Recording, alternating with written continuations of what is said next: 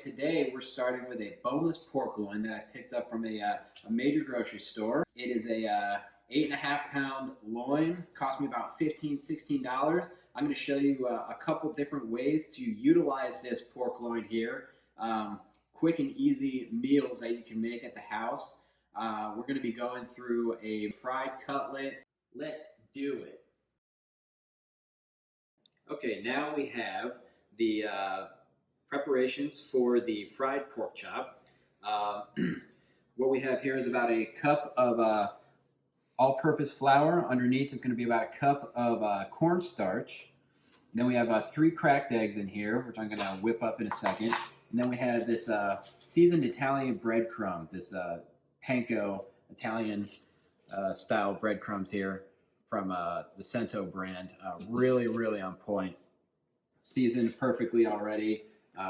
Good to go. All right, so what I always like to do first is just put a little salt and pepper in the flour mix and the eggs here.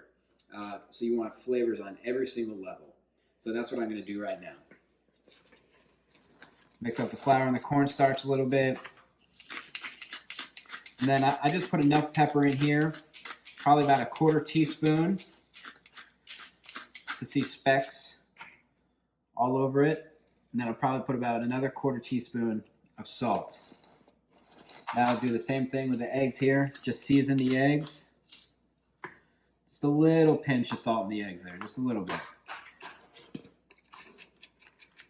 Whisk it up. All right, that's pretty good right there.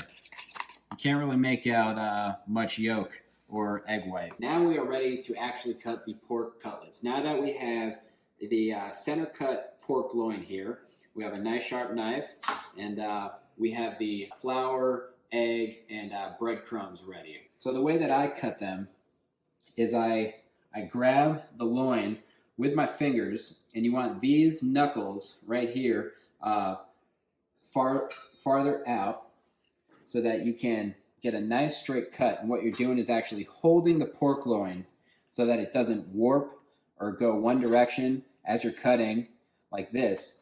All right, and you want to make nice long strokes, and you're making this motion here.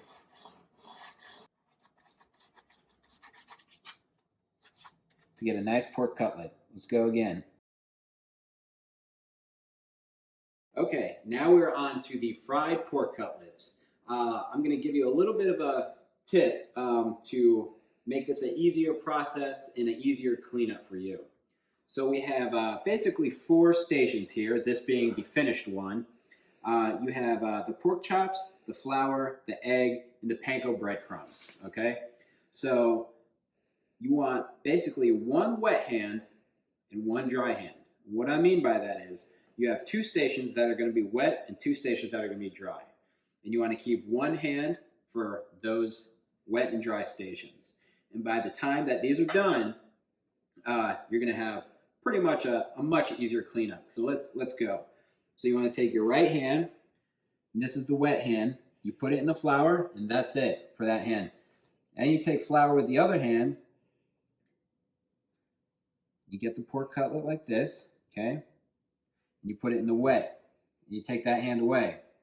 Then you grab that cutlet with the wet hand, flip it around a couple times, make sure you get enough batter, pick it up, and put it in the breadcrumbs. Then you take your dry hand. You want to get enough panko breadcrumb seasoning so that this feels like it's dry. All right? Boom. And check that out. Dry, wet. All right, guys, we are here. We are ready. We have the breaded pork cutlets, and we have the fryer oil that we're going to be deep frying these pork cutlets in.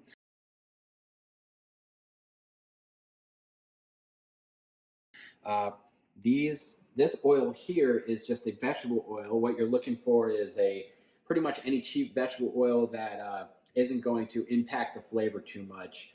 So you want to really be able to taste the herbs and the spices and the breading of the pork cutlet there and the pork itself.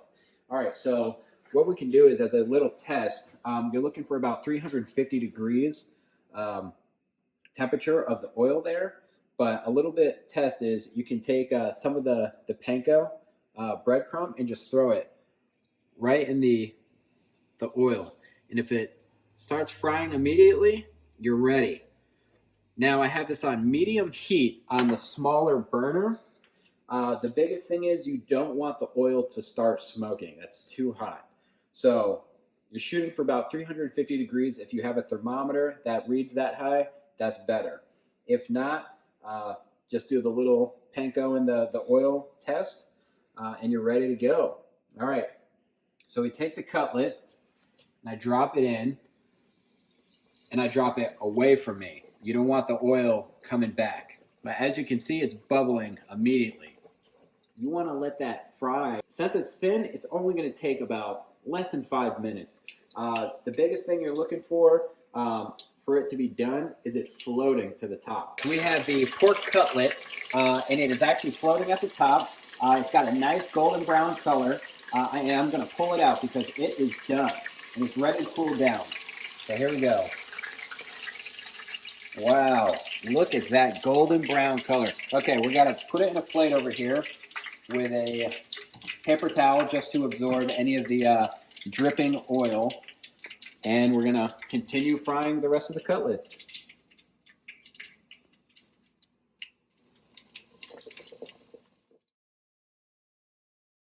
We are done with the fried pork cutlet. Let's check these bad boys out. First off, I can already tell they're super crispy, super fragrant. Let's cut into these and see what they look like. Yep, you don't need much time. That's a well done pork chop right there. Let's give it a little taste test. Wow, very crispy. Right off the bat, you got a nice amount of salt, a little bit of oregano, pepper. It's nice and tender, still juicy. This is heaven to me, honestly. All right, guys, if you like what you saw, please subscribe to the video, like it, and tell me what you think. Comment below.